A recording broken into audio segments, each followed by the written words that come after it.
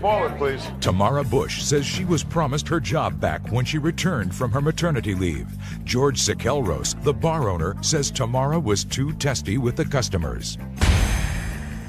Order. All rise. Judges number 67 on the calendar in the matter of Bush versus Siqueiros. Thank you. Parties have been sworn in, Your Honor. You may be seated. Ms. Bush, you claim that the defendant fired you from your job as a bartender because you got pregnant. Yes. And, sir, you say that you fired her, but it had nothing to do with her being pregnant. It had to do with her attitude and the way she treated customers. Well, Ms. Bush, why don't you start? How long were you working for the defendant, and where were you working for him? I worked for him for about a year, and I worked at the Olive Pit. The Olive Pit? Mm-hmm. And I've got a letter that he signed here stating that I was on maternity leave and that I would be returned to my job. Well, how long did you work there before you became pregnant? I worked there for probably about 8 months before I became pregnant. Mm-hmm. And I continued working until I was about 6 months pregnant. He told me when I started showing I would have to leave, which wasn't what I wanted to do, but it was understandable as long as I had my job returned to me. And when I was 6 months pregnant, he said, his wife, Linda, had called me and told me it was time for me to rest and that I could return when the baby was born. I called him back. April 19th, my baby was born. I called him 2 days later. I had kept in contact with them throughout this whole time. And I told him my baby was born. I'm ready to come back to work as soon as possible. And he told me there was no openings at the time. And I persisted calling a couple weeks later to see if any openings had been opened, and he said no. Your Honor? Yes. Could I say something? This letter that she has right here, after my partner had let her go, she came to me and told me that the finance company was going to repossess her car and asked me if I would please give her a letter stating the fact that she would be returning to work. And the understanding she knew she would not be returning to work because of her attitude at work, but she asked me to sign this letter, and I did out of, that time. Oh, that's a whole, just a second. That's what the letter was for. I would certainly like to see the letter. Miss Bush, does that have a familiar ring to it that you came in and asked your boss to sign this letter because they were going to repossess your car? Well, what happened is they had, the car had been sold back to the dealership. I had to repurchase the car. Going through a new finance company, yes, they asked me to get a letter proving I would have a job. And I had my girlfriend, Angela Delphi, type that letter up, which George asked me to do, have it typed, and he'd bring it down, he would sign it. Are you trying to mislead me, madam? No. Were you trying to mislead me when you said that you had a letter from him indicating that you would be returning to work? No, when he's saying that, he said I was supposed to return to work. That was the agreement made when he let me go. That was the agreement we're going to made. get to that in a minute. I'm going to ask you specifically about that in a minute. But my interpretation of what you said to me was that this letter that you had was almost like a contract. Mm-hmm. And it was written by him to assure you that you were going to have a job when your pregnancy terminated. But that's not true, Miss Bush. You asked him to sign this letter to help you out. No. Because of other... Well, okay, yes. Yes, you are right. Of course. All right. Give this back to her. Now, I'd like to hear verbally, since that has nothing to do with this. This is not a written agreement that you had with him to come back to work. Now I'll hear again from you this oral agreement that you said that you had with him to come back to work after the baby was born. The oral agreement, which is stated on the paper, but... No, it was, that paper had nothing to do with anything. It had to do with him doing you a favor. Actually, the paper, this is why I have the paper here. The paper was a guarantee to my finance company that I would have a job, which he had guaranteed to me that I would have my job back. I called him. I would not have gone through all of this if everything is just a big made-up story. When did they guarantee you that you would have a job when you came back? The whole time before I even was dismissed from my job, Linda and George. Both. Is that correct? No, ma'am. No. Well, who had the contact with you? Both. I spoke to Linda, and she was very upset for having to dismiss me. Let me hear, Linda. Yeah, I was very upset for having to dismiss Tamara because I like Tamara, but the problem is the truth is that this is a small business. She was running off our customers. Her bad language, her rudeness to them. We had certain rules because of neighbors on our liquor license that we have to keep the music down at a certain level because we have residents around us, which she refused to do.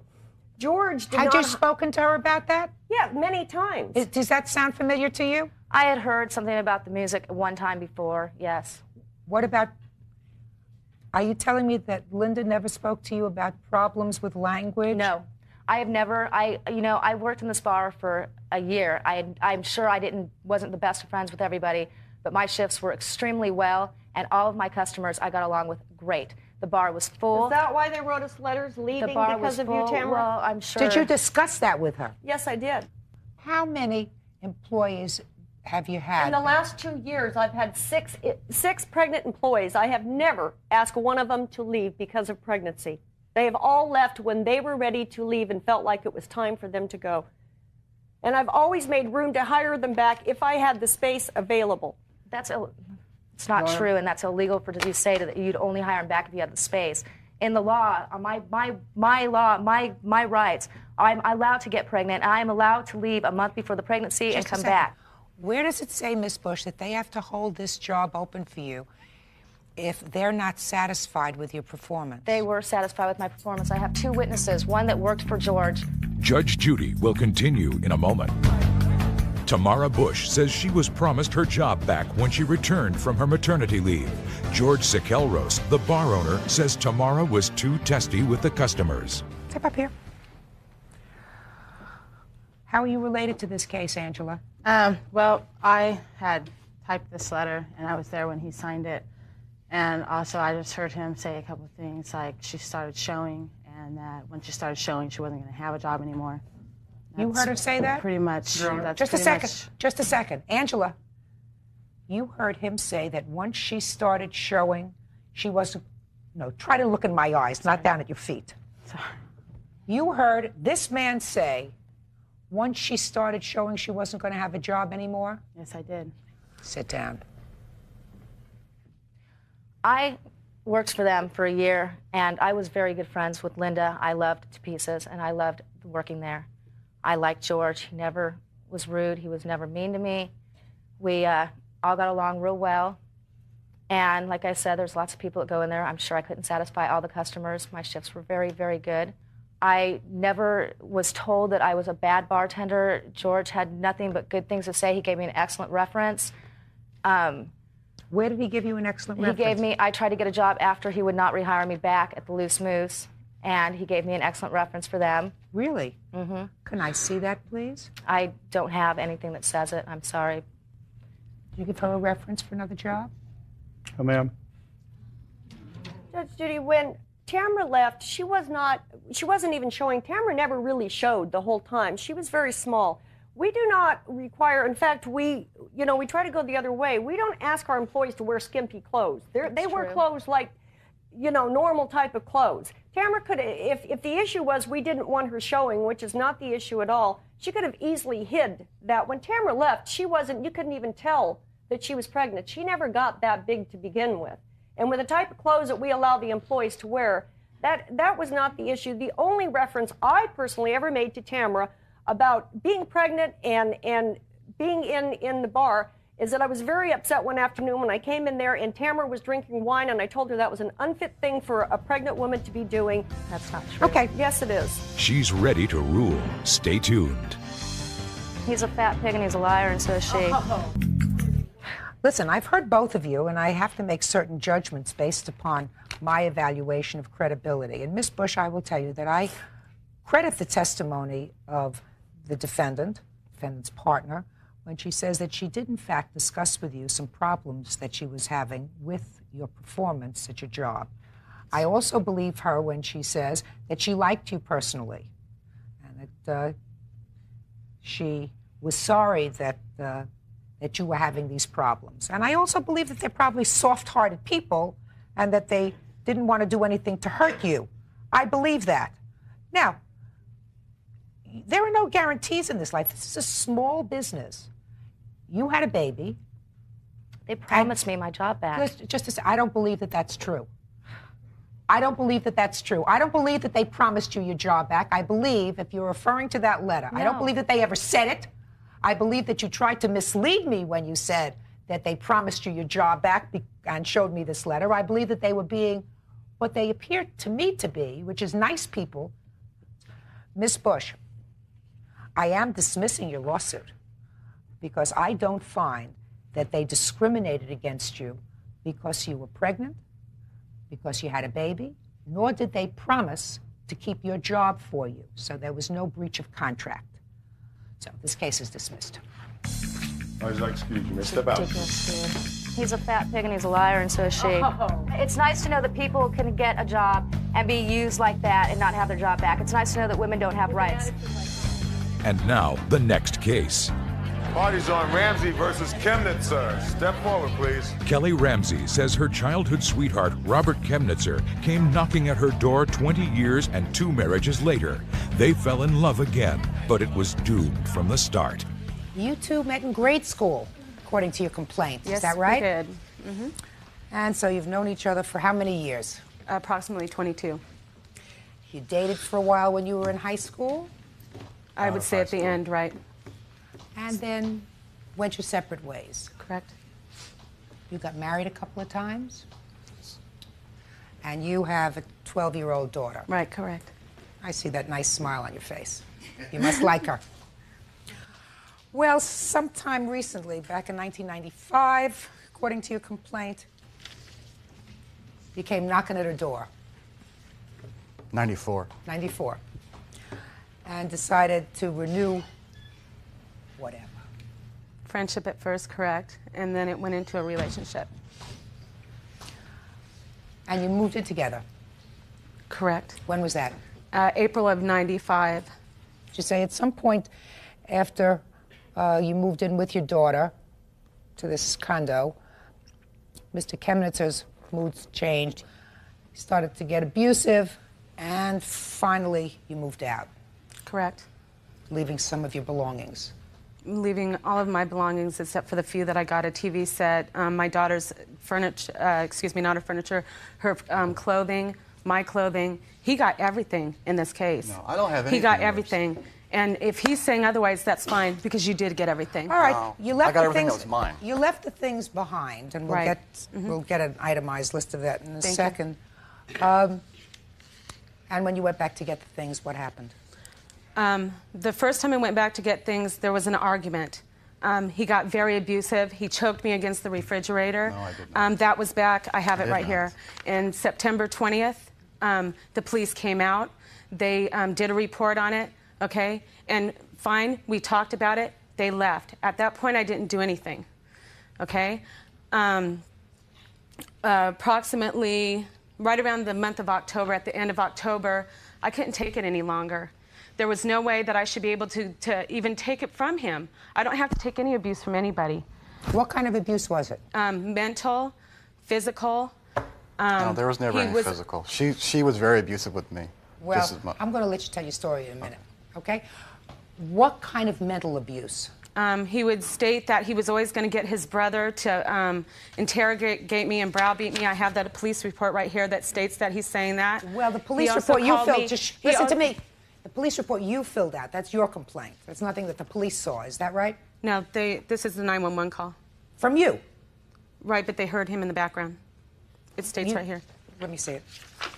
Go ahead. Let me hear. Okay.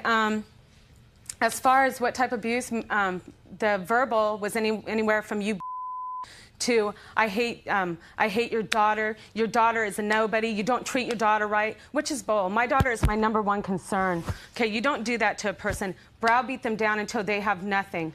Okay, he always abused me, stating that I didn't do anything around the house. So it why was didn't to you the just point. leave immediately? Because I'm a woman. Some women do that, and unfortunately, I'm like that. I couldn't leave. How I've long known did him you for stay? 22 years. How long did you stay in this abusive situation?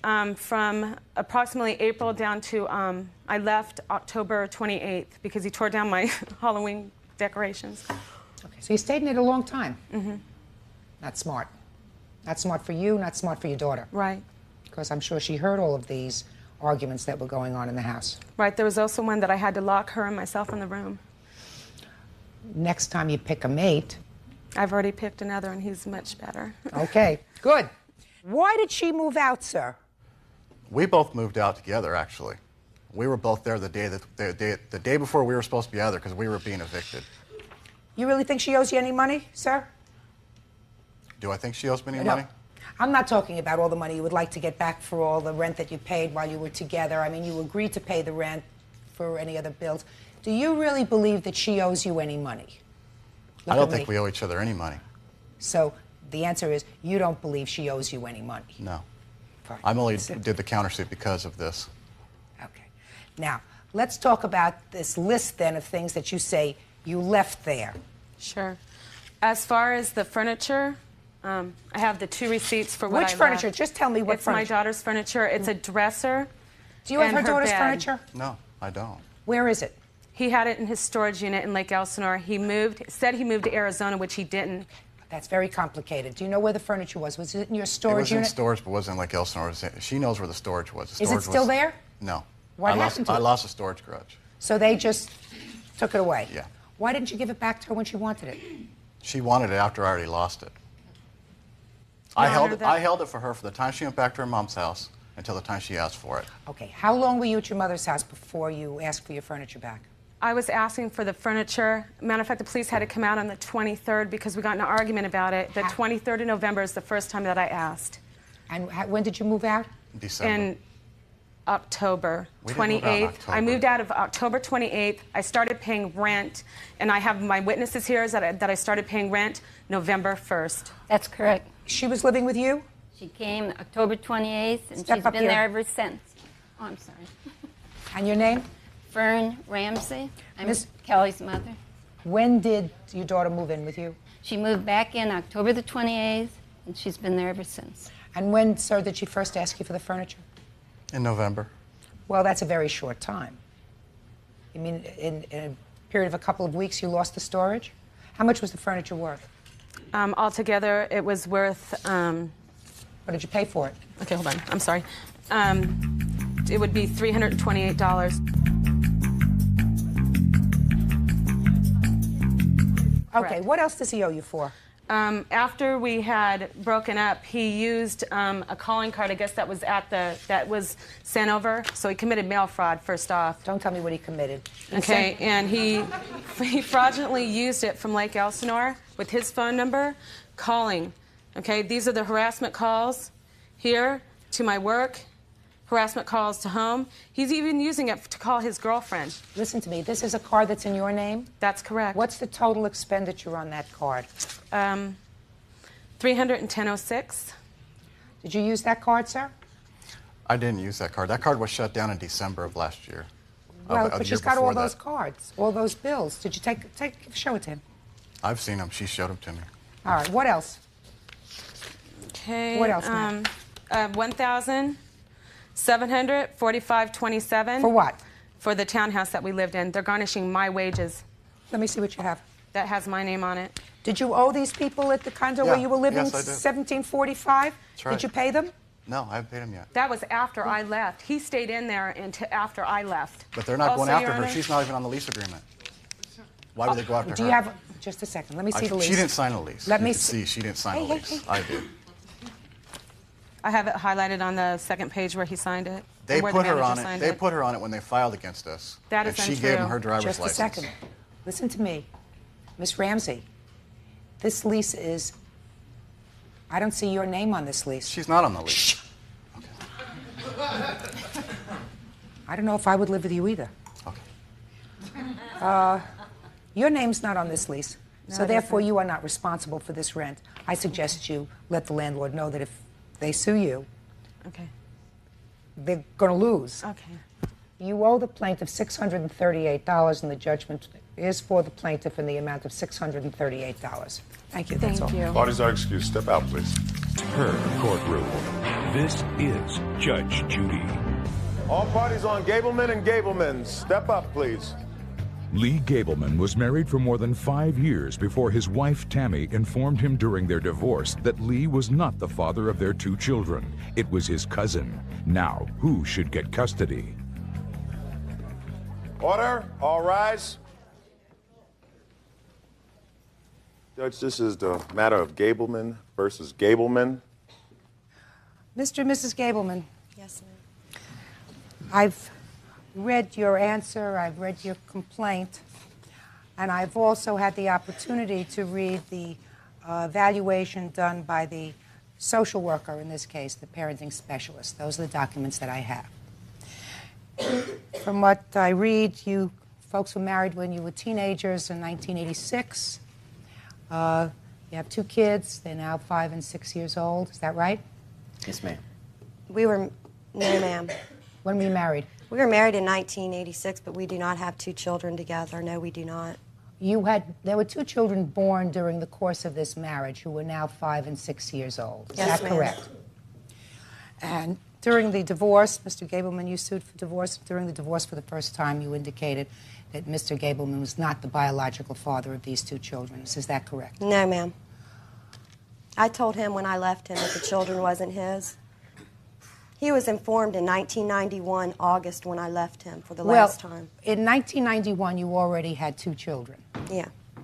So at least let us assume, for the purposes of your statement, that from 1989, when your first child was born, up until after the second child was born, you led him to believe that he was the father of these 2 children. Is that correct? Yes. Ms. Gableman? That's either yes or Yes, no. it is. Okay. It also appears from these papers that the children had been in Mr. Gableman's custody, physical custody, for a period of about 3 years, from about 1991-92 up until 1994, and that you saw the children relatively regularly. Is that right? Yes, ma'am. And before we get into the chronology of events, I want to make it clear to both of you that this court cannot grant you a divorce, and this court cannot ultimately rule on the issue of custody. That is for another court in another jurisdiction.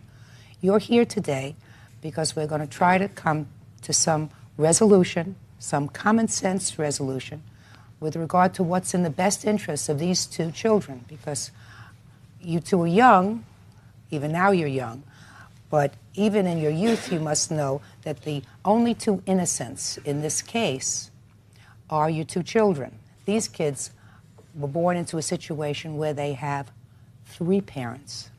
So what we have to do today, and what I'm hoping to do today in going through this case with you, is to come to some common sense solution that we can all live with. Understood? Yes, ma'am. Understood, Mrs. Gableman? Yes, ma'am. Okay. Who is the father of these 2 children? Alan The Barton. biological father. Alan Barton. How do you know him? He's Lee's cousin.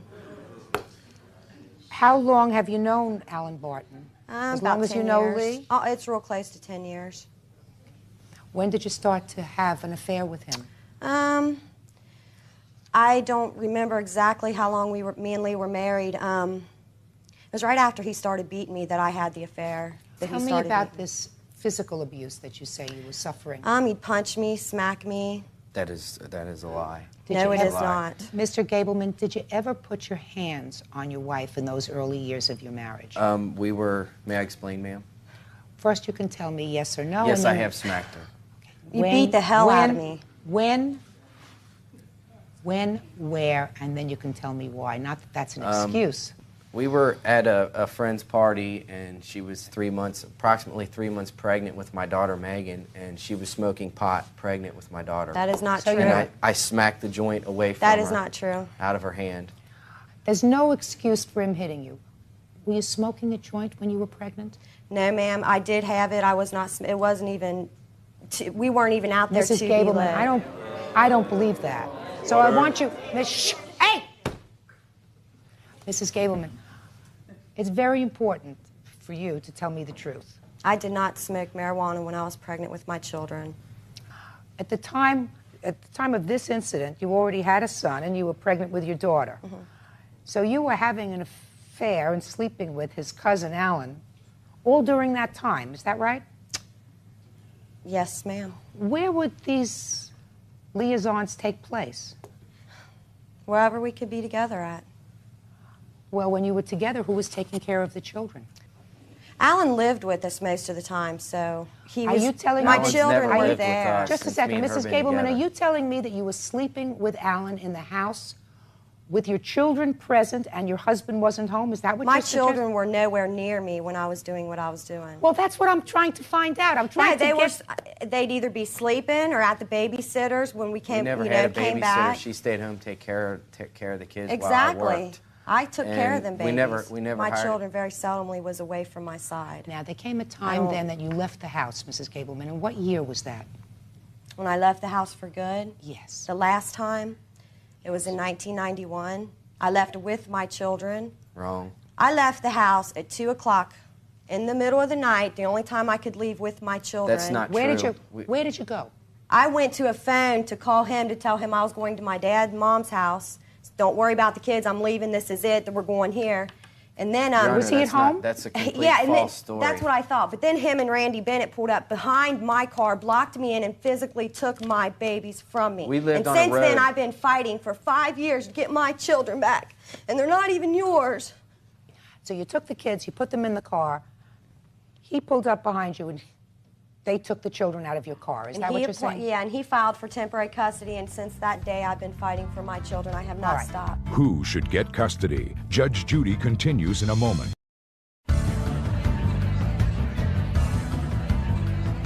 This man's wife wants custody of their kids. After more than 5 years of marriage, she broke the news that he is not their real father. 1991, you filed for temporary custody of the children, correct? Yes. Correct? Yeah, because he had physical possession. Okay. And the children remained with him in 1991, 1992. So far, is that correct? 93 and 94. When were the children returned to your custody? September 2nd, 1995. Oh. Now, at that time, she says that she had already told you at some point before that you were not the biological father of these children. We had to test long before that the change in physical custody came up. I have the social worker's report, Mrs. Gableman, indicates that when you first left Mr. Gableman, you did not move in with Alan, the biological father of the children. You moved in with somebody else for a period of time, another man. Is that true? Is that true, and who is it? It's true. A week before I left, I started seeing somebody else. Who was that? It was a coworker of Lee's. My best friend. My best friend. And so when you left the house, you went to live with him. I wasn't planning on it, but yes, I did. What's his name? First name? I don't need his second name. Ernie. Ernie. Yeah. Did you tell Ernie that Alan was the biological father of the children? Yes, I did. Why'd you do that? Because Alan was the biological father of the children, and Lee never did nothing with them anyway. She didn't know Well, that. they were living with Lee and his mother at the time. Not by my will. He kidnapped my babies for me. He didn't just take them. He kidnapped my children. He knew they weren't his. Well, that's not And I've been completely fighting true. since. That's not completely true, Mrs. Gableman, because at the time that the children went to live with Mr. Gableman, you had not had DNA tests. Is that right? No, but I did tell him that they Whether weren't you his. told him or not, at the time that there is an acrimonious parting, as there was, sometimes people say a lot of things. Exactly. I never changed my mind about it. Well, you may have not changed your mind, madam, but for a period Didn't change of 2 mine. years, you told him he believed, I'm sure, bathed the kids, did whatever he did. He was the father to these children. You separate and you say, you can't have the kids. They're not yours. They belong to your cousin Alan. I mean, that's, in effect, what you said to him. If he didn't beat me, maybe I wouldn't have had them affairs. I was 17 years old when he beat me. I went from one abusive relationship into him. And what happened with Ernie? I needed away from him. What happened with Ernie? What do you mean? How did we break up? Well, you lived with Ernie for 2 I years. left Ernie because that's not what I want my life to be like. Why? Because I want to be with the man I love, and I want to raise my 2 children as a family. Well, when you left Ernie, where did you go? I went to live with my kid's father. Well, We are you now didn't- engaged. So. You didn't go. I mean, I can't believe that one day you woke up and said, aha, Ernie's not for me. I want to go live with Alan. There had to be some sort of an overlapping period, Mrs. Gableman, when, if there's any more disruption in the courtroom, I'm going to clear the courtroom. Do we understand each other? Good. Now, there had to be some sort of an overlapping period, Mrs. Gableman. Ma'am, I never fell out of love with. I love Alan Barton. So why did you move in with Ernie? Because I needed away from him, his So why family. didn't you move in with Alan? Because we were young and we both had to make a big decision in our lives, and at that time we were not ready to make that decision. Alan had to make the biggest decision. To take me, he had to lose his family, which now he knows that that's not a big loss at all. Was it a big decision to jump in bed with you then? No, it wasn't, because we loved each other. Well, I would like you to tell me why you believe any court, this court, should not allow the children to see the person who they knew was their father for most of their lives. First, I'd like to say that my children are in counseling, obviously. They have already been told, and they believe that Alan is their biological dad. Alan goes to work all day long, 6 days a week. I stay at home. I'm a stay-at-home mother. I Visitation babysit. is what I'm talking about. Because Mrs. it interrupts my children's lives. They come back there. They put so much stuff in their head, like I don't treat them like I should. I'm not a good mom. Alan's not their dad. He'll always be their dad. They put stuff in my children's minds that it takes. Will be their dad. Please don't. What's Please. wrong with that? We I'll always quit. be their dad. No, you won't. You made me their dad. I did not. You signed Mr. the birth Gableman. certificate and you named my first son after me. You are no father of any kind anyway. Mrs. Gableman. You can't even. And I can approve. He can't even keep a job. Just a second. Yes, he can. Out of the courtroom. Out of the courtroom. He has not been able. He has not been able to give his side. Just a second. Out of the courtroom, please. This is so unfair. Just a second. This is so unfair. He has not been able to give Mrs. his Gableman, side. you said your children I were am in the real counseling. Mrs. Gableman. You said your children were in counseling. Thank God. Seems to me that your children are in counseling because of you. No. Now, oh yes, Mrs. No, Gableman, I I will think go you're right making back. a Because of the dramatic. three of us. Mrs. Gableman, I think you're making a dramatic error in judgment. Stay tuned. You saw them every weekend, every other weekend. That doesn't mean that That you were was not there. my choice, ma'am. It doesn't make any difference in the hearts of the children, Mrs. Gableman. Don't you understand that? I think that both of you are lousy parents. I really do.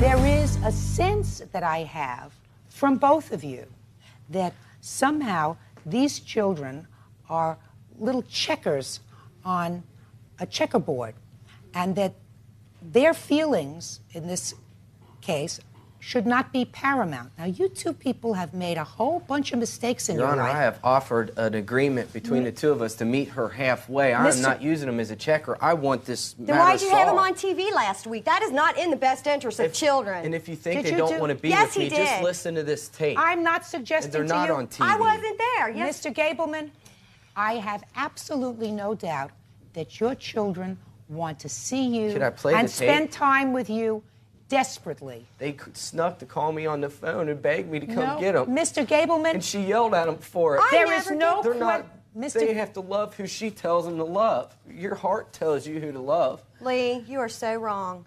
I never talked to my She daughter called about me that. on the phone on my recorder and said, "Please come and get me. Please be nice to my mom so she'll let me see you." I have again." never talked to my daughter just a about second, Here it. it Mrs. is on Gableman. tape. Mrs. Gableman, do you doubt or question the fact that your two children want to see Mr. Gableman? My son does not want to go over there. That's not true. Then I'm It's going on to tape. then I'm going to He listen was to in- the tape. Could you please play it? If you play it into your microphone, Can I say can something hear. while I'm getting it to work? No, say nothing. Just play it. Hey, Lee, can you call us, right when you hear us on the answer machine? Please, it's me and Lee. Please, pretty please. I promise I will talk to you first. I mean it. Love you. Bye. Here's my sister. She's going to talk to you for a minute. Bye. I really want to see you, everybody at that house. And will you please, let my mom call you so we can, All right, you can turn it off. Mr. Gableman, are those your two children talking to you on the phone? Yes, ma'am, they are. What are you doing, Mom? That was Tammy yelling at him for calling us. Because they was in trouble for calling 911 3 times Just a that second. day. Oh, wait, 1 second. Those were your children calling you, and that was your voice, Mrs. Gableman, Yes, at the ma'am, end? it was. Okay. They weren't allowed on the phone at that time. Okay. it's clear to me that the predicament that these children find themselves in is in large measure your fault. He may have been no star as a husband. Nobody's going to make a sitcom about him. However, he lived with those children and cared for them. At first, like they, listen, just because he wasn't there 24 hours a day doesn't mean that he wasn't a father. You weren't there for 3 years. That doesn't mean you were not their mother. No, you saw them every weekend, every other weekend. That doesn't mean that you were there. That was not my choice, ma'am. It doesn't make any difference in the hearts of the children, Mrs. Gableman. Don't you understand that? Whether it was your choice or not, the children lived with him. They were nurtured by him. They were nurtured by his mother. It may not have been great nurturing. It's the only nurturing that they knew. And it was both your faults that it happened and Alan's. I think that both of you were lousy parents. I really do. I do. I think that you were probably, during the course of your marriage to her, abusive, sir. I don't believe you when you say that you didn't hit her. I think you probably did. I think she probably exaggerated what you did. My sense of this case is, from listening to both of you, that he spent more time with those children during their formative years, Mrs. Gableman, than you did, for whatever reason. Bottom line is, the children should have the widest possible family of love as is possible, and you're trying to take that away from them by limiting not only custody, but his... I will tell you that if I were ruling on this case today, I would set up a custody visitation arrangement that would ensure that these children spent a substantial amount of time with both of their parents as well as their newly found biological father. And I would arrange something so that when you were not working, sir, you would be spending a substantial part of quality time with your children, whether that's weekends, whether it's summers, shared summers, whether it's visitation over alternate holidays. I would do that. So this court's ruling would be that you two people should sit down with each other and try to put your egos behind you and all of the mistakes behind you. How can you and say work that? out. Listen to me, Mrs. Gableman. That would be my ruling, that you have to sit down and figure out what is in the best interest of my children. And the best interest of my children are not at this stage of their lives when they're not 6 months old. They are old enough to think and love and feel and be conscious of a loss, to take their father, the person who has been their father to them up until this point in their lives, away from them precipitously, so that it would make your life comfortable. And that would be the ruling of this court. This case is over. Thank you. Thank you. Parties are excused. Step out, please.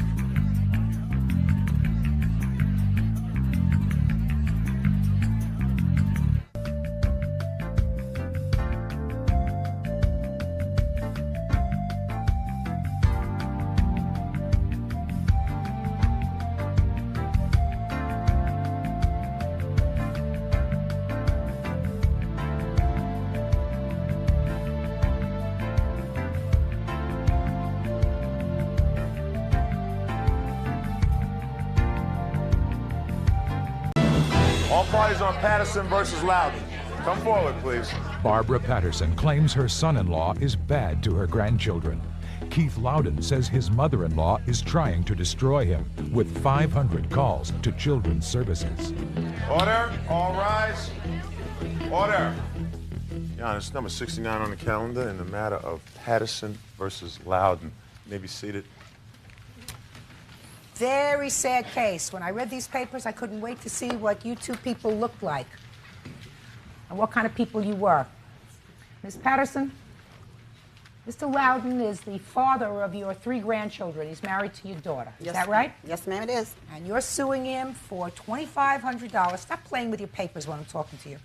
You're suing him for $2,500 because you say he harasses you, he has maligned you, and you want to be compensated. And he has just filed a countersuit, which the court has just received, for $5,000 against you, saying that you have engaged in a course of conduct over the last 2.5 years by calling Child Protective Services against him and clearly his wife and his children, with regard to his children, that he has assaulted them, that he has neglected them, that he has abused them. And all of these complaints, he says some 500 in number, have been found unfounded. When did you start to make these reports to Child Protective Services about him? The first time was in 1992. Based on what, Ms. Patterson? When I walked in, what I saw was straight out of a nightmare. When I pushed open the door, Mr. Loudon was laying face down on his stomach wearing a pair of white men's shorts. He had my little grandbaby in his hands with her butt toward his face and her head away from him. I just whirled around. I ran upstairs. I got to Dorothy. I called my grandmother. I was a hysterical nut. Grandmother calmed me down. She said, tell Gwen, call the police, do whatever. I've watched this man ever since because my daughter's was basic denial. Oh, no. No, he loves his kids. Not my man, not my father. He's only playing. Okay, Your Honor, say she's right. This is the person that's only playing. Your Honor, this lady needs help. She needs a lot of help. Anytime a father feels that this is appropriate play with his child, this is a person that needs some serious parenting classes, serious sex education, and some serious therapy. Mr. Loudon, do you recall the incident that she's talking about? No, Your Honor. As a matter of fact, I don't. Your Honor. Just a second. Do you recall the incident? Yes, please. Can I? Would you step up, please? Tell me who you are. I'm Gwen Loudon. This is your mom. That's my mother. Now, the first time we heard about this was in '91 at Tara Hills. 1991, Let me tell her. We had some out-of-town visitors come in, and my daughter disappeared. And when she disappeared, we freaked. We looked for her for like 2 hours. How old was she? She was about 5 at that time. I finally thought, my mother. I went over to my mother's house. There was my daughter. I tried to get the baby. She bit me. She bit me. And so what does this have to do with the incident that you're talking about in '92? I'm getting right to that. Let's get there. Let me get there. Okay, when I got home, 30 minutes later, the police came and said that there was a child being beaten and that the father was in the house and he was molesting, that he had molested the child. The police came in, the kids were asleep, they searced the children. This was in '91? This was in '91. Okay, Did you make that call in '91? No, ma'am. Your Honor. Just. Did you had nothing to do with this matter in 1991? My daughter mixes incidents. It's not the same incident. I want to know 1992. This incident with the baby that he's talking about. Do you remember anything about that, sir? Your Honor, can I say this to dispute what she said? I have records here to show, Your Honor, that from the court, that I've never been charged or anything been filed against me on any of these matters. I have record of that for all those years. I don't think that there's any question, sir, that if there was anything substantiated, you wouldn't have your children. Absolutely. Today, your children are with you. Question of abuse, harassment, and stability continues in a moment. Barbara Patterson claims her son-in-law is bad to her grandchildren. Keith Loudon says his mother-in-law is trying to destroy him with 500 calls to Children's Services. Let's go back a second. So I haven't heard anything else about this incident that allegedly happened in 1992. You continue to make telephone calls to CPS. Yes, ma'am. Why? Your Honor, these people are people This is your daughter. These aren't these people. I'm aware of that. How many children do you have? I have 3. Where are your other 2 children? Anthony is in Selma. Jean has been transferred to Marysville, I believe. What do you mean, Marysville, you believe? Jean was incarcerated. Jean is the other daughter who... Your other daughter, not the other daughter. Addicted to crystal meth and just kind of got her life screwed up. Just a second. So you have 3 children. I assume you don't talk to the daughter who's... Yes, I do. She talked to me Saturday. Well, because you said, I assume she's someplace, so I wondered whether or not you... Because I don't know if she left her yet. And what about your son? Does he have children? Is he married?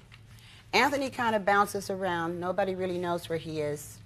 So that the only one of your children is around, who's around in this area is this daughter, is that right? Yes, ma'am. And she has your grandchildren? Yes. And these are your only grandchildren? Oh, no, I've got 10. By whom? My son has 3 daughters. My From daughter, bouncing around? Yes, so he has 3 daughters. My other daughter has 3 sons, and this one has 3 daughters. And then there's a new baby. I don't know if it's a girl or boy yet by my son that's down in Selma. So I got 10. How many of the 10 do you see? None. Not a one. You wanted to say something? Yes. Tell me why you think your mother is.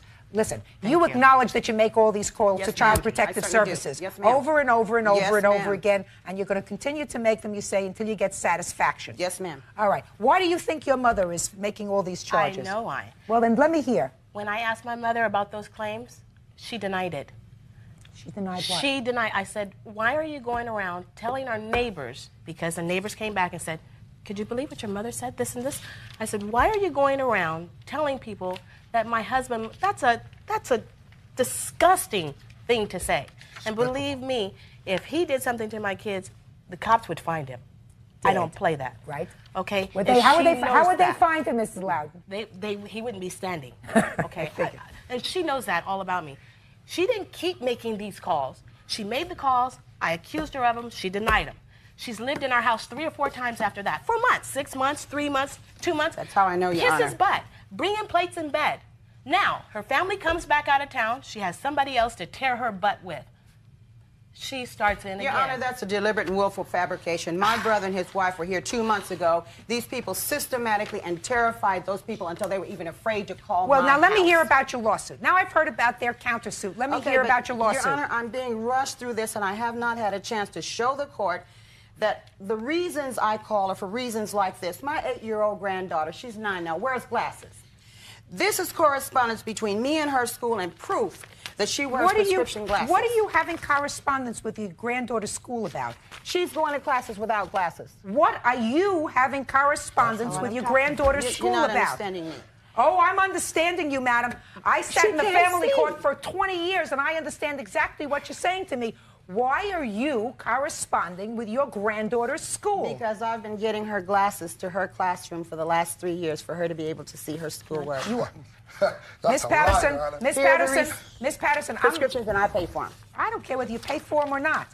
You've caused these reports to Child Protective Services. ma'am. I assume, and I must assume, that with the number of calls that have been made and the number of investigations that have been made, and as sensitive as everyone is on the issue of child protective proceedings, whether it be abuse or neglect, if there was a scintilla of evidence, credible evidence, they would remove these children from that home. No, ma'am. Don't. Well, you say no, I say yes, and I win because I'm the judge. Now,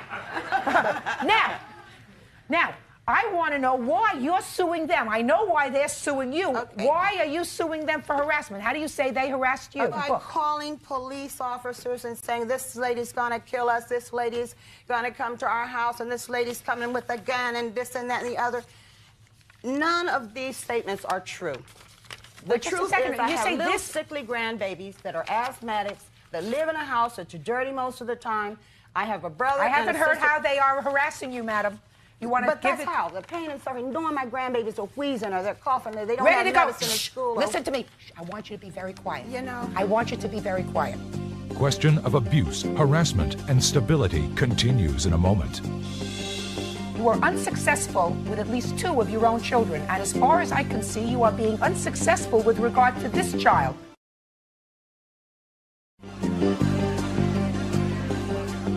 Barbara Patterson claims her son-in-law is bad to her grandchildren. Keith Loudon says his mother-in-law is trying to destroy him with 500 calls to Children's Services. This is an absolute tragedy. It is. That a family has reached a point where they have to come into court to expose the inner workings of their family. Absolutely. I know. Miss Patterson, I'm a grandmother. And if someone were to ask me whether I thought that I could raise my grandchildren better than my daughter and son-in-law, and whether I think that they talk to the grandchildren properly all the time, or whether I thought that the discipline of my grandchildren was appropriate all the time, I would say to you unequivocally not. That if children had the ability to choose between being reared by a grandparent or a parent, most children would say, give me my grandma any minute of the day because she takes better care of me and she doesn't discipline me. These children have parents.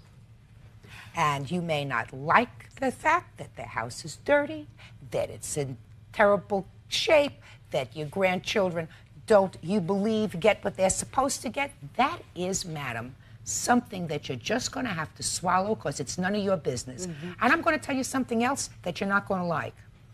You have 3 children. And as far as you've been able to tell me, you were totally unsuccessful with 2 of them. So what makes you a maven when it comes to to child rearing? You are not. If you were to say to me that you had 3 children, and one of them is a professor, and one of them has had a consistent job and never been on drugs, and everybody is married and responsible and has children born during the purview of a marriage, rather than 10 children all over the place being sired by somebody that you say bops around, right? Then I would say to you, well, you're a wonderful mother and we should set you up as a standard. That is not the case. You are unsuccessful with at least 2 of your own children. And as far as I can see, you are being unsuccessful with regard to this child, who appears to me to be a responsible lady. And I believe her when she says that if her husband was in any way abusing any of her children, she would be a widow. I believe that. You better butt out of their business. The judgment in this case is on the counterclaim. I'm going to award you a token, sir. I'm awarding you $500. You better leave them alone. The plaintiff's case is dismissed. That's all. Parties are excused. Step out, please. Mr. Williams wasn't allowed to speak, but it's okay. We're going to family court. This woman has tormented my life, and justice has been served on this behalf, and I'm glad that this opportunity has been presented to show that she herself is the unfit person. And now, the next case. All parties on Lambert. Step forward, please. Navy man Larry Lambert borrowed $60 from his friend and female sailor, Tanisha Scott. He was late paying her back, so she's brought him to court. It has been a very long day, Mr. Lambert. We've waited all day for the plaintiff to arrive. Plaintiff hasn't arrived. All the court business having been concluded, I've decided to hear this case without the plaintiff being here. I'm going to tell you why, sir. Because this looks to me like a ridiculous little lawsuit to begin with. And since the plaintiff chose not to come today, if I dismiss this case, and if she has some reason why she's not here, she's just going to haul you into court on another day. Do you understand that, sir? Yes, ma'am. So, you're not Mr. You are ensign, private. I don't know about the military. What are you? YNSN. YNS? Yeah. So what's your... YNSN. YNSN. So can I call you Mr. Lambert? Sure. Good. Mr. Lambert, it says in these papers, sir, that the plaintiff made a loan to you of $60. Yes, she did. And that you were supposed to repay her within what time frame? A week. And that you didn't repay her within the week? Yes, ma'am. So that she threatened ultimately to sue you if you didn't give her the money? That's true. And so you then gave her the money? Yes. Why didn't you give her the money when you were supposed to in the week? Well, it goes without saying that I told her I would pay her money in a designated time frame.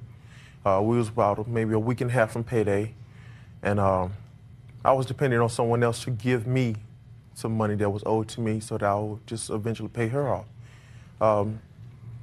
The people who were supposed to pay me my money never did. So, and without the money owed to me, I couldn't pay her. So I had to wait till the next payday. Did you pay her then when you got your check the next payday right away? Not right away. Well, so that was wrong. Yes, it was. But you ultimately gave her back the $60, and this lawsuit is for the $30 in court costs because she filed a claim. Yes. And when she served you with the summons, then you paid her. No, I paid her. Yes, I did. So that what she's claiming in this lawsuit is the $30. That's true. That it cost her to collect her $60. That's why I said it's sort of a ridiculous little lawsuit. Now, Mr. Lambert, You don't want to have to come back to court again, do you? No, I do not. You would like to put this whole matter behind you, wouldn't you? Yes, ma'am. So you would like to pay her the $30 that she invested, wouldn't you? I would like to pay her? Yes. No. Mr. Lambert, let me put it to you another way. Why should she be out 30 to collect her 60? Well, in this case, I admit my one fault was not paying her when I told her I was for the $60. And when I said I didn't pay her on payday, time went by, After I didn't pay her the first time, we were on speaking terms, I wouldn't see her at work because we worked 2 different shifts, or just during the workday I would never see her. So, we got paid, just say the first, we got paid on the first. I didn't pay her until the 9th. I didn't see her within that time frame. You should have seen her right away, Mr. Lambert. Yeah, that's true. But You should have seen her right away. Because I can say this case is over. And what I'm telling you is based upon the papers that I read and the fact that this woman is tenacious enough to sue you for the $30, to go and take out another summons for the $30 to get back her 60. Yes. She's going to do it again.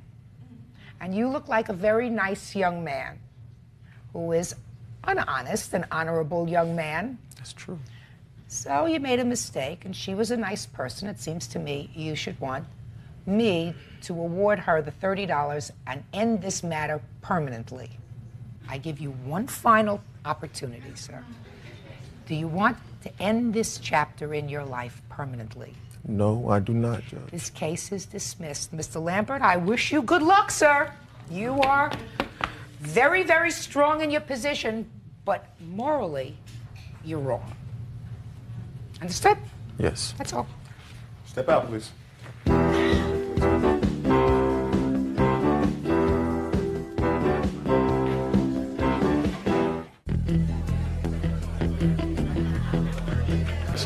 Security guard Roy Dowling says Pearl Robinson cost him his job because she called the cops and they took away his gun. Order, all rise. Your Honor, this is number 43 on the calendar in the matter of Dowling versus Robinson. Thank you, Bert. Very welcome, Judge. Parties have been sworn in. You may be seated. Mr. Dowling, I've read your complaint. Let me see if I understand where you were living. You were living, according to your complaint, in a homeless shelter. Yes, ma'am. You were a resident in that shelter. Yes, ma'am. According to your complaint, you also had a job while you were living in the homeless shelter as a security guard. Yes, ma'am. The defendant was some sort of a resident manager? Residential advisor. Residential advisor. So you worked for the homeless shelter? Yes, I did. According to your complaint, sir, there was an altercation, a fight between some residents that you somehow got involved with. Yes, ma'am. That the defendant called the police. As a result of her calling the police, you were arrested. The guns that you kept in the shelter were confiscated, the guns that you used in your job as a security guard. As a result of that, you were arrested, you lost your job, you're suing her for harassment. She is countersuing you because she says that since that incident, you've been stalking her. Okay, so tell me what happened. Okay, what happened is that I was coming back to my dorm to get ready for work, and an altercation that came loose, or a fight, argument broke loose between some woman named Latifah. And Robert was holding on to a brown cane that I usually have. I usually walk with. And I didn't want no... What was he doing with your cane? He was just, it was just like a pimp thing, or whatever you want to call it, pimp thing. He just walked with a cane just to be cool or something like that. Just to be cool. And like I said, an argument broke loose between them two. And I was trying to defuse the situation. And Pearl comes out of the office. How were you trying to defuse the situation? I was just trying to break up the argument, period, because Robert was getting kind of upset with her because what she said, or just vice versa. Excuse me, just vice versa at that, just vice versa. So what I came to Robert and I tried to calm him down, and somebody had informed Pearl there was an argument going on in the dorm in there, and Pearl came out because me and her had a conversation before. I don't like her. I never don't even like dealing with the woman because she's, to my point of view, she's arrogant. She wants somebody to kiss up to her, and I don't do that type of situation. She tells me that Now, this is not the first time she said this in front of everybody. That's not true, Your Honor. She did this. She did this in the lunchroom. Said she didn't. Just tell me that. So she told you to whatever off. She told me that, and I jumped into her face. I'll say, okay, how you want to handle this, Pearl? Because it wasn't the first time. What do you mean you jumped into her face? I jumped in her face with my hands up like this. How you want to handle this, Pearl?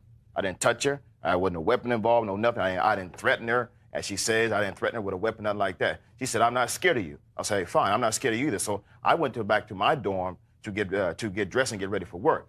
And she sent some dude in there, and they. Thought you were just coming home from work. No, I was getting ready to go. I was ready to go to work. Okay. I'm ready to go to work. So I'm back in there trying to get my uniform on. I'm lacing up my boots, sitting in a chair just like that right there. And she sent some dude named in here. We're best friends or whatever. And he stands posted at the doorway right there. And he just looks at me. I said, Joe, what you want of this? And when I said that, Joe just rushes me. So I jump out of my chair, and Joe smacks me in the left side of my, or right side of my, left side or right side of my jaw. And so me and him tossing it up in there, and they gets involved. Robert gets involved, stuff like that. So they trying to break up the monotony that's inside the room. Anthony tells me, look, man, you need to get your uniform on, get out the door, because Pearl is calling the police on you.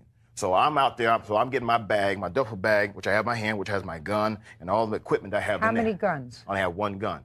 I have one gun, and it's licensed and everything. And so I'm going out the door, and I'm greeted by a swarm of OPD.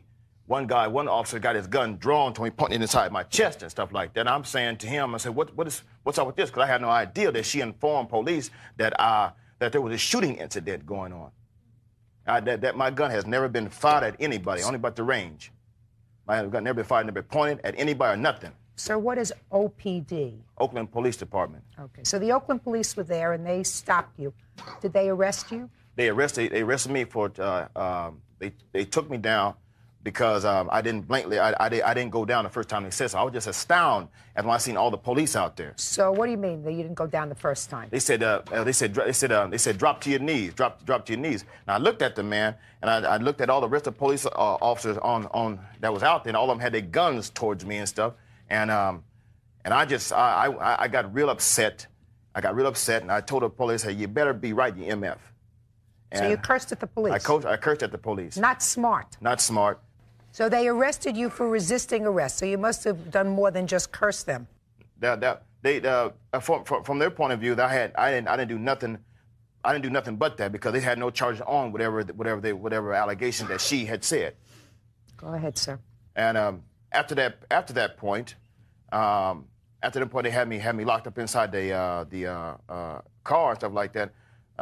From the point of view that I heard, that according to what the police told me, that Pearl had came up to one of the police officers and screaming, talking about, I'm glad y'all came because he's about to shoot 3 people, and he was running loose in the whole complex with his gun. All right. They confiscated your gun, sir, when they arrested you? You were carrying this gun? I was carrying a gun in my duffel bag. When were you licensed to carry a gun, and where? In 96. No, not in 95. 95. There was a company called Intercom Security. So you worked for another security company? How long did you work for them? There was about maybe a 2-month period. Did you ever have a license to carry a gun before 1995?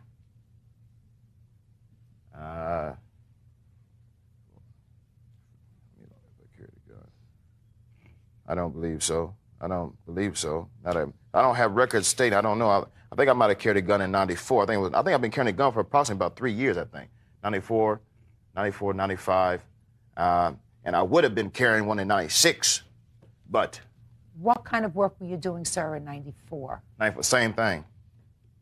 Doing armed and unarmed security at the same time. How old are you? I'm 28. Soon to be 29.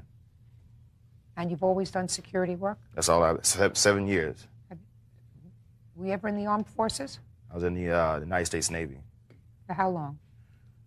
2 years. What happened? I just got out. I just couldn't deal with it. What do you mean you couldn't deal with it, Mr. Dowling? Related stress. So you were released from the armed forces because of stress. Is that right? Related stress, yeah. And then you came out and you started to do security work, and you got a license to carry a gun. Got it. Between the time that you were released from the Navy, sir, because of this stress, and 1996. How many times were you hospitalized? I was hospitalized. None. Were you hospitalized while you were in the Navy? None. Never. Never. So you're suing the defendant for calling the police, and as a result of that, your gun was in fact confiscated and you were arrested. I was arrested, yeah. And how did you lose your job? You said you also lost your job? My job was taken from me for the purpose of when I got out of when the police released me out of jail that night, they told me that you come back tomorrow, you can have your gun back. And so I went back to try to get my gun back, and they told me that because of the charges, we're going to keep the gun and see what the DA has to say. So they kept your gun, and you say that you lost your job. I lost my job. Okay.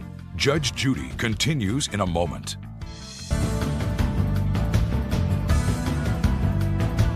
Security guard Roy Dowling says Pearl Robinson cost him his job because she called the cops and they took away his gun. Would you tell me your version of what happened, please, and then tell me about this harassment? I was working the desk that day, and Mr. Dowling came into the facility. Both of them appeared to be under the influence of drugs and alcohol. Right. That's not true. She was very respectful, Mr. Dowling. They went to their rooms, which was room A-B. Okay, they was in there talking loud and cursing and had the music up real loud. So I went from the desk, I went in the back. I told them that they would have to cut out the noise and stop all the cursing because it's not allowed in the facility. We do have children in the facility. So I went back to the desk. A couple of minutes later, one of the residents, a female resident, LaTanya, I heard screaming and hollering coming from the back. I went back to see what was going on. Roy Dowling was cursing her and calling her and he was approaching her in a threatening manner. I tried to get him to calm down. I told him to stop. I said, you're going to have to stop because this can't go on in the shelter. He continued his verbal assault on Miss LaTanya. I told Roy he would have to leave the facility. That's when he turned his attack on me and walked up in my face and asked me what was I going to do. In the meantime, it was another female staff resident on duty. She came out the office also. Roy pushed past her to get to me. And when he came up in my face, we were standing arguing. Roy turned around and mentioned something about a weapon. He ran back toward his room. I went to the office to call the police. A couple of the male residents were in the TV room watching TV. They heard the altercation and was told somebody back there fixing to jump on Pearl. They came and they went in the back and they tackled him. They said he was trying to get to a bag. I asked LaTanya, in a case like this, when things happen like this and everything is happening so fast, the police, I had to come back to the desk because no one's at the desk, no one's watching the monitor. No one could come in the building unless I released the lock on the door. So I went back to check to see if the police were there, which they were outside. Roy Dowling came down the stairs. I informed the police who he was as he was coming down the stairs. They had their little altercation, cuss out matter, and he was arrested. I talked to LaTanya. She never mentioned that there was an altercation between and herself. The altercation was between Roy Dowling and LaTanya. And after I returned to the office, I can hear the conversation start up again, and I can hear him verbally attacking her again, which this lady left the shelter that night. Tell me about these guns. Weapons. We knew Roy Dowling was an armed security guard. Roy Dowling had no business bringing his guns into the facility. He was supposed to check his guns at the job. Here is a resident search agreement which he signed, and all I'm residents going to let you stand up. Come up to the bench. You can and approach agreed the bench. that he will not bring firearms into the building. All residents must sign that form when entering the building. We do not allow guns in the building under no circumstances. You know about this, sir? Yes, I do, Your Honor. You signed it, correct? I did. So why did you bring your guns into the facility for? At that time, Your Honor, my boss, who had control of my gun, because every time I get off work, my boss would take my gun from me and keep it at his place. Mm-hmm. But during that particular day, he had to go somewhere urgently. He said, I got to drop your gun off 15 or 20 minutes prior before you go on duty. So you knew you were in violation of the rules of the shelter by having the gun in the shelter? I knew I was. All right, so that's a clear violation of these rules. Judge Judy continues in a moment. Suggests that you were hostile on that day. It suggests that you cursed not once but several times at the officer. Required the use of backup officers to come to the scene. Does all that sound familiar to you, Mr. Dowling? Yes, it was. But that was not with me. That was not with me, Your Honor.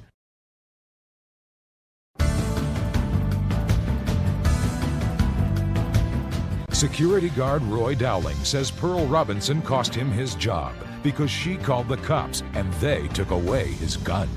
Now I want you to tell me about this harassment or stalking that you're Okay, complaining of. after Roy Dowling was released from jail and everything, when I would come in to work, Roy Dowling would be outside sitting in front of his car, drinking, and playing his music loud, what they call one of those boom boxes in the car. He would be drinking, and when I would come up, he would call me. He made the statement one day as I was going in the building, "Your time is almost up." Lying. I just looked back You're at him and I lying, went into the lying. building. This gentleman here was there. He came outside the building right after. Step up here. Step up right here. Shh. Did you hear him say something to her Yeah, I outside heard the him say building? exactly that. Your time is almost up. And there was another employee there, but she couldn't make it today. She had intended to come too. But you heard him say that? But I heard him say that. What's your name? Excuse me. My name is Ernest Rand. Have a seat, please. I want to see the police reports in this case, please. Here's one, a copy of it right here, Your Honor. I want to take a look at it.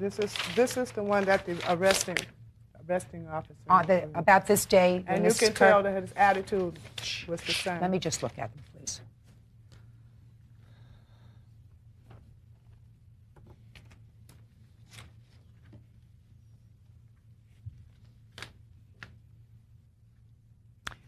Mr. Dowling, from the police write-up in this case, which I'm certain that you must have examined, it suggests the following. It suggests that you were hostile on that day, defensive.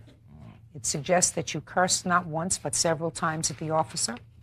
It suggests, sir, that you refused their repeated demands to raise your hands, to submit to an arrest, required the use of backup officers to come to the scene. Does all that sound familiar to you, Mr. Dowling? Yes, it was. But that was not with me. That was not with me, Your Honor. That was because I was trying to keep him calm because he was. Well, he was the you one may jumping. have been trying to keep him calm, sir, but wasn't the person with the purple bag. Is that right? Right, that was me. Well, that was you. That's who they're talking about in there. So the fellow with the purple bag.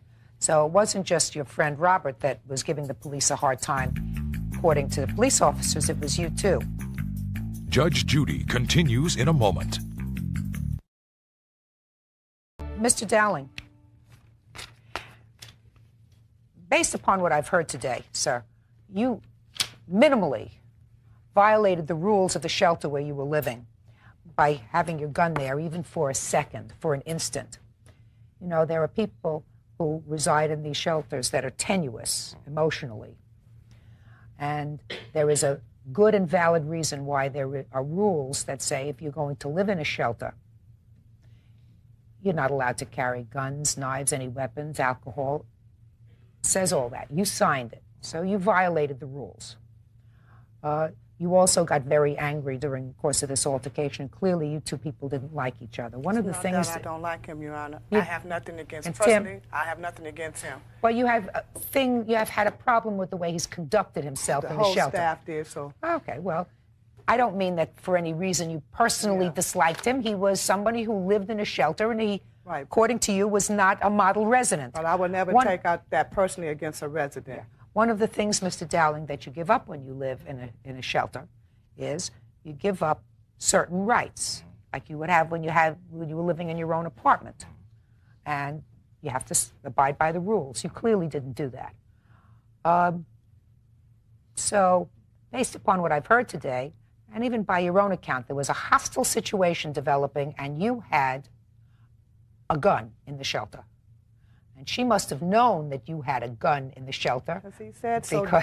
Because I believe that you, during the course of your anger, said something about a gun, which is why she called the police. So the fact that you were resisted arrest once the police arrived suggests to me that you were either inappropriate or had been drinking, as she says, because any normal person, when they see a cadre of police officers, responds by saying, "Hands up, I give up, let's deal with this later." They don't confront police officers as you confronted her in the shelter. So I'm dismissing your lawsuit. Now, you have a cross-complaint for harassment. Mr. Dowling, I don't buy, sir, your story that the only reason you were at the shelter is to pick up your friends to look for a job. I don't think that you had any legitimate business to be in front of the shelter, and I credit the defendant's testimony as well as her witness, that you did in fact make derogatory remarks to her when she was going into work, and that you did in fact threaten her. You best not do that again, Mr. Dowling. Do you understand? Because you can get yourself into serious difficulty if you do that. There's going to be a restraining order in all probability issued against you by the criminal court, and if you're going to violate it, you'll not only lose your guns, but you could lose your freedom as well. So I suggest that you should have nothing to do with each other anymore, and that means staying away from the shelter. And if your friends want to meet you to go job hunting, let them meet you 2 blocks away, because nothing good can come for you from going near the shelter where the defendant works. I don't know about the restraining order. I certainly hope that you get an appropriate restraining order, but the judgment in this case is for the defendant in the amount of $1,000. Thank you. Thank you, Your Honor. Parties are excused. Step out, please. Judge Judy will. Parties on carraginitis versus bias. Step forward, please. Ex-lovers Pamela Lynn Krakanides and Aciel Bias are fighting over an injured dog. She says he let the dog loose for spite. He says it was an accident. Order. All rise.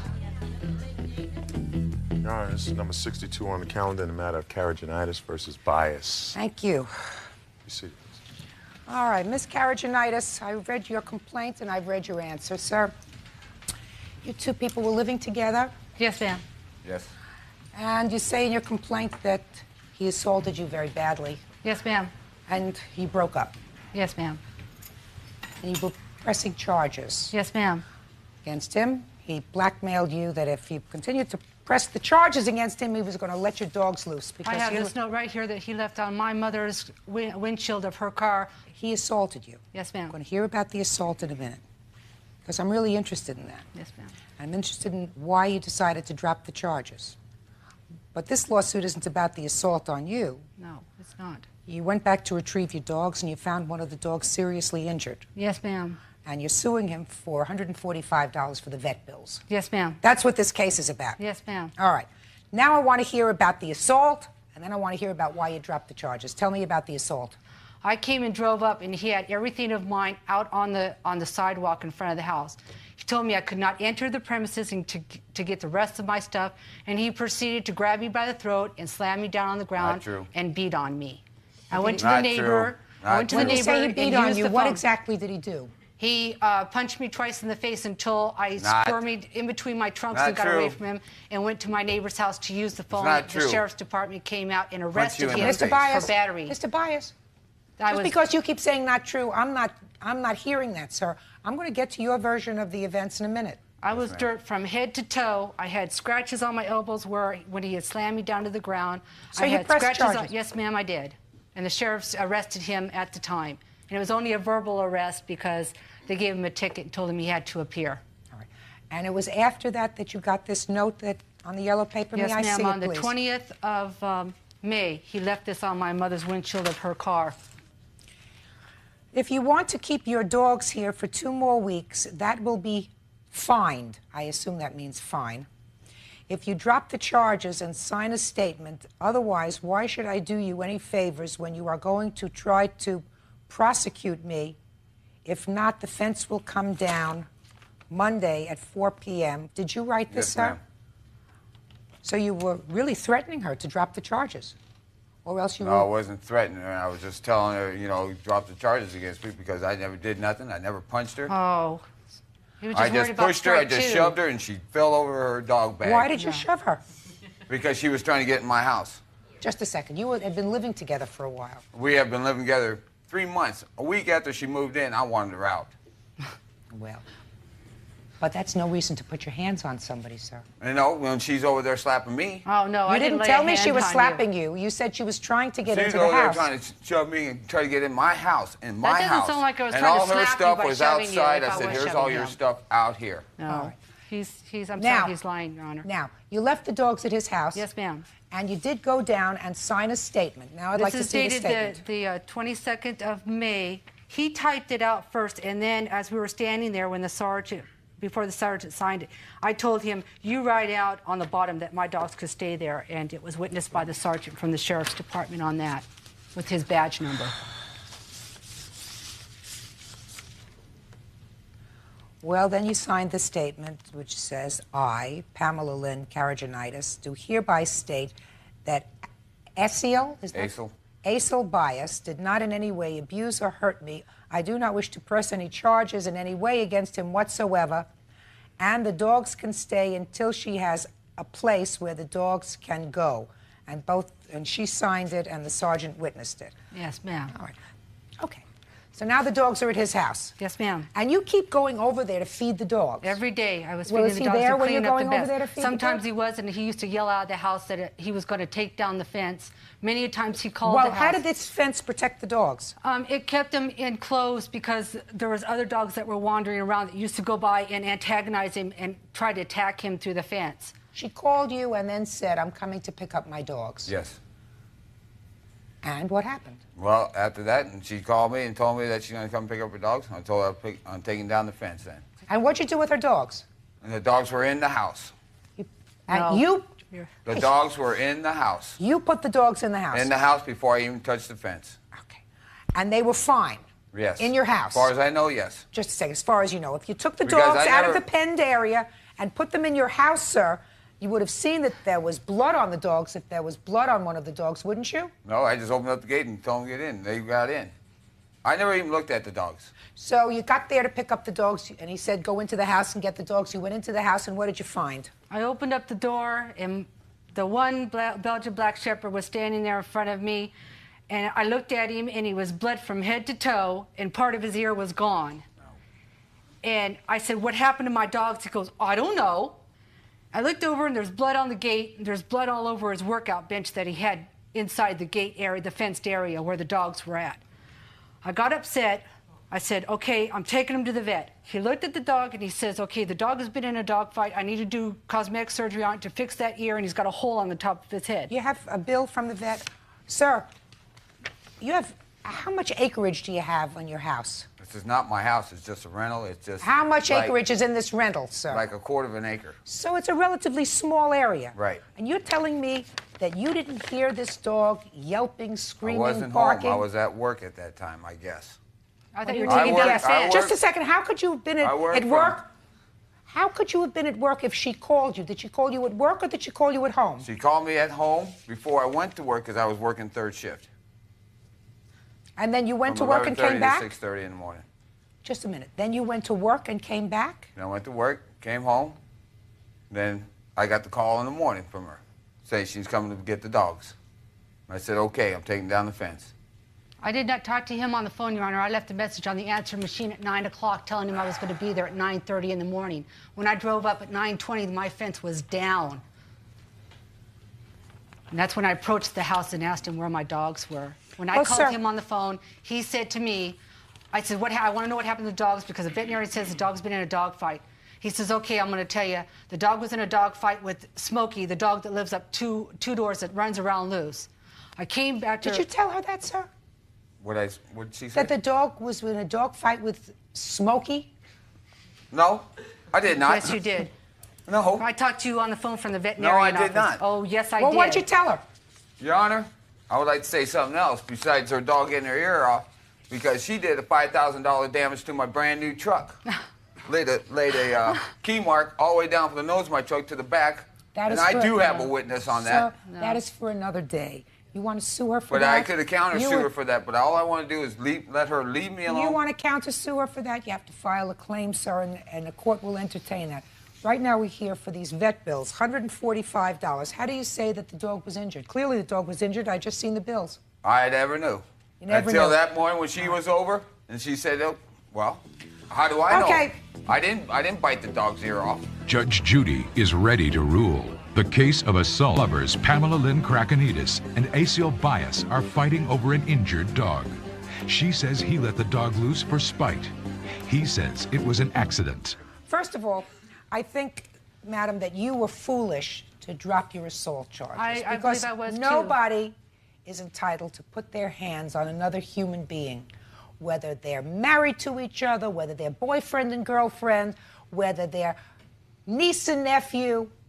You're not allowed to put your hands on another human being. Don't speak, listen. You, sir, agreed to keep these dogs, and within that agreement is the promise to keep the dogs safe, because you agreed to hold her property until she could safely remove the dogs. You did not do that, sir, and therefore you are responsible for the damage that was done to the dogs and for her vet bills, and she is suing for $145. She is entitled to that money, and the judgment in this case is for the plaintiff in the amount of $145. Thank you, Your Honor. Parties are Thank you very excused. Step much. out, please. I feel that I was done wrong, and I've been putting up with his harassment for the last year now, and finally justice has been done. I'm glad it's over with. I'm glad that she's out of my life. Hopefully that now that she won, I won't get a bullet in my head. And now, the next case. Parties on Martinek versus Olson. Step forward, please. Before Jennifer Martinek and Shannon Olson became roommates, they were friends. Now, there's nothing but hate between them. Battling roommates, right? Yes. Don't look so glum. I've read your complaint and answer. I'm a little confused. You moved in with the defendant on a 3-month lease. How did you meet? I met her through a coworker who knew that she needed a roommate. And you needed a room? Yes. Okay. So it sounds like a marriage. Yes. She seemed normal. I liked the place. I moved in. What happened? And after the first week I moved in with her, I realized that she was very unstable. She had a very bad temper. There were numerous occasions. That is not true. Well, that's just one gal's opinion. Of course. Yeah, there's so what happened? Well, there were several occasions where she would have like these just outrageous outbursts, just start screaming at me I'm not over doing this. little This is things. ridiculous. This is ridiculous. This is ridiculous. All Listen right? to me. No, I don't have to listen to you. I mean, she has a suit against you for $2,080. You have a countersuit against her for $1,850. Okay, if this is going to be a trash conversation, then I'm not going to do this. This is regarding a lease that you broke. And if you want to get, well, but what she says, I madam, is that you threw her out of the apartment. I wasn't even there. We had a phone conversation. What she says is that you threw her out of the apartment. How could I throw her out when I was on the phone? That's what I'm trying to find out, because she said you threw her out of the apartment, and therefore she's not responsible for the last month or so of the lease, which you say she's responsible for. So the night in question is December 30th, not the beginning of December, beginning of November, end of November. That I didn't like her, she didn't like me, and all well, this you other clearly, riffraff. but you clearly didn't. Listen to me. You don't need to lead up. Listen to it. to You me. need to just deal with the evening. You clearly didn't. There wasn't probably one incident that brought it to a culmination back in December. What difference does it make? We're talking about one incident that she's saying that this one incident, this argument that happened on the night in December, is the reason why she packed her things and she left when I was not even on the premises. Did and you was tell her to calling leave? on the phone. I told her that I had, if it came down to it and the police came, that I had a copy of the lease and she would have to leave. Now, if she's brainless enough, excuse you, if she's brainless enough to think just because I have a copy of a lease that she has to leave or stay, you signed it. Would you tell me again what you told her in that phone conversation? You had Exactly an argument. Exactly what I told her. She said, I suggest you don't come home this evening. I had a friend that was in from San Luis Obispo. I said, well, I suggest you go to Cindy's house. The other girl who was at her apartment, or our apartment, had answered the phone when this whole verbal dispute started. And after I said, well, I suggest you go to Cindy's. And she goes, well, I don't know if she said I'll call the police or what happened. And I said, well, I'll call the police myself. And if they comes down to it, I have a copy of the lease. So what? So then you moved out. Yeah, but that's not what I recall happening. What happened is that my friend Cindy came over. She was staying over that night because I was afraid to stay alone in this apartment with her. And I wasn't even home that evening. I mean, I came home, she wasn't home. And so your friend Cindy was staying in the apartment? Right. She was just there visiting. And she calling me every nasty name you can imagine, accusing me of playing her messages, which I had no idea what she was talking about. This was a phone conversation? And so she was just screaming at me, calling me terrible things. She hangs up the phone, calls back. I let the machine get it because I wasn't going to talk to her under, with her talking to me like that. And she left a message saying, you better move out or I'm having you arrested. You don't have a copy of the lease. Well, brainless. A few minutes later... What difference does it matter if you have a copy of the lease or not? What difference does it make? Can you? Okay. Is there? So you is that in believe? the- So you moved out. Right. A few minutes later, the police arrived. They got a call from Manhattan Beach that there was a burglary in. So the police arrived. Brentwood, yes, and they heard her message. You can't tell me what the you listen to me. You can't tell me what the police heard, but Right. the police did Okay. arrive. Yes, they did. Did you move out that night? Yes. What are you evening. suing her for? I'm suing her because I feel that I'm entitled to my deposit back, and she also took a pair of pants of mine that were $200. Just a minute. How much was your deposit? $625. I have a copy of the check that I made to her. What's next? That's your mental disability. Okay.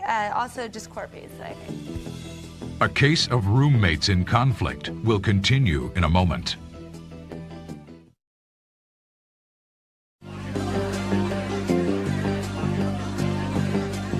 Before Jennifer Martinek and Shannon Olson became roommates, they were friends. Now, there's nothing but hate between them. Now, you're countersuing for $1,850. For Right. what? Jennifer moved in December 1st, signed a lease until February. Here's a copy of the lease with her signature. I'd like to see it, please. You know, I'd also like to show that when I vacated, she had someone else Here's a move letter in. from Ella Flynn, the owner, saying that she has not received delinquent rent of $1,150 from the owner. Here's a copy see of the letter. my $1,250 security deposit, which I paid with a previous roommate. And here's a copy of my return check of $61 made out to Jennifer and myself because they took her unpaid rent of January and February and late fees totaling $1,130. Plus, I told her that the reason why she paid me the deposit was because the girl before her also left without a 30-day notice. And I told her, if you leave without a 30-day notice, I could care less about what she paid the owner. I will keep this deposit to pay for the rent if you leave without giving me a 30-day notice to find another roommate. So if you add the $1,130 plus the $600, you're close to $1,700. And then Jennifer decided that she was so damaged by this phone call that your cable bill that you paid, she decided to stop payment on cable that she already watched. So I had to... Did you stop payment on a cable? Yes, I was going to pay her a dime until I got my deposit back. And How much was the check that you stopped the payment on? The total charge was $54, $33 plus the $21 return check fee. So what was the here's total? that, $54. Is that is that her half? That's hers, $54. Yes, plus go the ahead. 12 plus the unpaid rent. I'm not even including the phone bill, the gas, and the electricity that I had to pay all by myself. She decided not to pay. Did she pay? Did she pay the gas and utilities for the time she was there? No, because she moved before the... No, because she left January 1st, and those bills came for December right at that time. And how much was her share of the utilities bills? I didn't keep it. I mean, gas, electricity's so you're not small sure compared to the 3 months of rent, 2 months of rent, the deposit, and the cable bill. Mm-hmm. It simply comes down to the fact that Jennifer signed a lease, and she there's a very simple issue. Right. And listen to me. And the very simple issue in this case is she signed a lease, and whether I believe that you told her to leave Judge Judy rules. had cause to believe your threat, you question her mental stability if she believed you when you said you were going to call the police and Common had a sense. lease. She say it was a lack of common sense. However, I believe her when she said that night, either fortuitously or as a result of a phone call from you, the police did arrive at the premises. So I believe she exercised reasonable judgment in moving out. Well, So that's something that I have to resolve. I believe that you had this argument, and you told her that you were going to call the police. You did, in fact, call the police, and she left. So therefore, this lease is meaningless to me because the landlord, that's you, told her to move. I'm now, not the landlord. Yes, you are. You're her landlord. You are, in effect, her landlord if you have a lease that she signed, a lease to live with you for 3 months. And you're interrupting me. Now, she has $625 in a deposit. Did you pay December's rent? Yes, I did. Did she pay December's rent? Yes. So, and you moved out in January? Yes.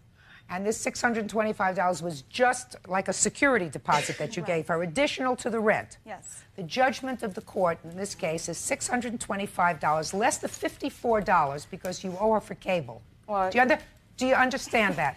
You owe for cable. That's You say nothing. Now I rule. It's $571. Judgment in favor of the plaintiff, and the counterclaim is dismissed. Thank you very much. Parties are excused. Step out, please. Yeah.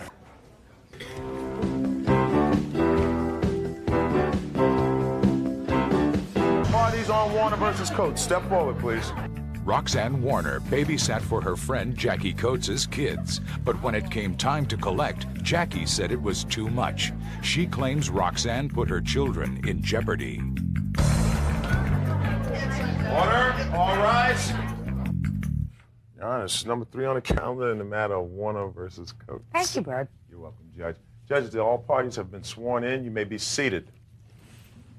All right, Mrs. Warner, you're suing Mrs. Coates for child care. You say that you had an arrangement with her to babysit for her 4 children. Is that right? Temporary babysitting services, yes. And was there a verbal agreement? Yes, there was in the beginning, and Jackie stated that since she had done daycare previously in the past, that she would put a contract together. Did you have a contract? Yes, I do have a contract. It's right here, ma'am. She made up, and I signed. I waited 1.5 weeks for her to bring the one. On what date did you sign the contract? She signed it on Wednesday, the 11th, 2 days before she decided not to bring the kids. When did you both sign it? On the 11th of, which was the 11th of September. Okay. How much did you pay her in total? I have paid her in full. I have paid her in full. I had the cash in an envelope. I had her daughter's chair bag. She came to my house to pick it up, and these people took it out and gave it to her with her daughter's chair bag. It was an envelope. And since she doesn't accept checks, it's on a cash basis. You know, and I'm trusting her. I'm thinking she's my friend, so I didn't require a receipt or anything. Can I have a chance to speak? Absolutely. Okay. Just a second. I will tell you what happened. Actually, I would like my daughter to explain what happened because she was with me the whole time. No, I want you to tell me before I have a child testify. The 13th of September, we had agreed she wanted to pay me on a monthly basis. Listen, this is not... I'm not interested in all the things that are superfluous to this lawsuit. You have a contract that you both signed, but clearly within 48 hours of signing this contract, it was no longer valid because she didn't bring the kids to you anymore. Because I didn't bring them, though, because I would like a chance to tell you why I Can didn't I bring them. finish my money situation? Just a second. Can we keep it all in? I'm sorry. We're talking about... The money first.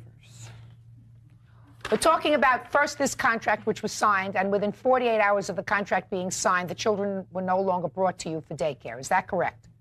So, is that correct? Yes, ma'am. All right, so I'm not interested in the contract anymore. Here's the contract, take it back, because up until that time, you were working on a verbal agreement. Verbal agreement, and we're not talking about a great deal of discrepancy with regard to money, so the only thing I'm interested in is whether you received, how much do you say you paid her? $315. $315. And how much do you say that you received from her? Madam. $160 in cash, and it was handed to me by her 2 younger children, Crystal and Kayla, ran out to my car because my daughter left. You say she gave you $160? $160 cash. Okay. Now, it's up to you to establish to me, madam, that you gave her the $315. Right, I understand that. And so establish it to me. I have no proof that I did, other than the fact that I had it in an envelope and I gave it to them. He was there, too. Who was he? He's my fiancé. This is Stacy Ramirez. Tell me about what you know about this money. Let's see. Roxanne did show up. Actually, she called first and said she was going to be on her way, or tried to call. Left it on our message. She left a... Well, so far I got... Just a second. So far I got 3 different stories, sir. She left it on our message saying she was going to come over for Shayna's cheerback. Now, as far as exchanging the money, I did not see that. Good, then you can sit down. By the way, just for my own information, how did you come to each other to do this babysitting arrangement? Yeah. Who are you asking? You can speak. Okay. You know, just for out of the children's friendship is basically how we met. Okay. Now, so far I have $315. You say you were paid $160 of that. I still don't understand what you're suing for $759.20 for. because I was not given the 2 weeks notice that she verbally and contractually written, which was on the contract. All right, I'm not. Okay, that's fine. I'm not considering. I wasn't even going to consider the 2 weeks notice. Your Honor, may I speak? I'm not considering that. Your Honor, I wasn't. I wanted to get just the services, $205 plus. I told her I wanted a $35 late fee because I was going to let her pay half and half because she couldn't afford it. Right now, according to you, she owes you $155. 160 was paid, 315 is owed. Now, you want to tell me why you don't think you owe her this money? Well, first of all, I have paid her. Second of all... No, you haven't. Second so what's of all... Second of all, the reason why I terminated the contract was I did give her a 2 weeks notice on the 10th of September, the last day that she would have been watching the girls was the 20th. But you didn't pay her for the 2 weeks. Yes. She did. Shh. No, you didn't pay her for the 2 weeks. When I picked my children up on Thursday night, they told me that she let them go to the park with 3 infants by themselves while she was in the house lying down. Right. And I felt that this put all the children in danger, which is Just why a second. they didn't go back. Wait, madam, want to be quiet for a second? I mean, it's always a good idea It's very hard for me to listen to this. Just a second. Well, but just listen to it because you're in a court.